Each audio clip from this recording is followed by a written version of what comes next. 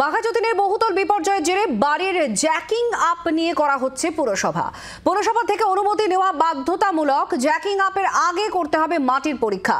পুরসভা সন্তোষজনক রিপোর্ট দিলে তবেই কাজে অনুমতি দেওয়া হবে। একজন স্ট্রাকচারাল ইঞ্জিনিয়ারের তত্ত্বাবধানে এই কাজ হবে। তার রিপোর্টেই চূড়ান্ত বলে গণ্য করা হবে। বিনা অনুমতিতে কাজ হলে ব্যবস্থা নেবে পুরসভা। প্রবীর চক্রবর্তী আমাদের প্রতিনিধির সঙ্গে আছেন। প্রবীর, ঠিক কি বলা হয়েছে এই পদক্ষেপ সম্পর্কে? আর এটা কি শুধুমাত্র কলকাতা পুরসভার ক্ষেত্রে নাকি গোটা রাজ্যের ক্ষেত্রেই প্রযোজ্য?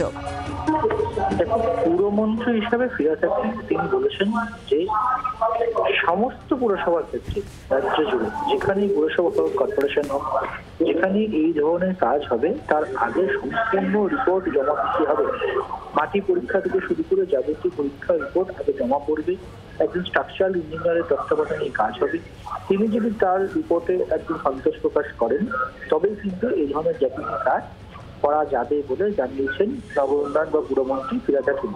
সেক্ষেত্রে দাঁড়িয়ে পুরসভা থেকে অনুমতি লাগবে। সমস্ত রিপোর্ট জমা করার পর পুরসভা যদি গ্রিন সিগন্যাল দেয় তবে গিয়ে এই ধরনের কাজ করা যাবে। যারা এই ধরনের বিষয়গুলো মানবেন না, নির্দেশিকা মানবেন না, তাদের ক্ষেত্রে আগামী দিনে যে কড়া ব্যবস্থা নেওয়া হবে সেটা জানিয়েছেন পুরমন্ত্রী ফিরাদ হাকিম। এবং পুরো বিষয়টা কিন্তু বাঘাযতীনে এই ঘটনা ঘটার পর নতুন করে বিষয়টা সামনে এসছে এবং এই ক্ষেত্রে আগামী দিনে আরো যে করা হবে পুরো দপ্তর সেটা কিন্তু পরিষ্কার বুঝিয়ে দিয়েছেন ফিরাদ হাকিম।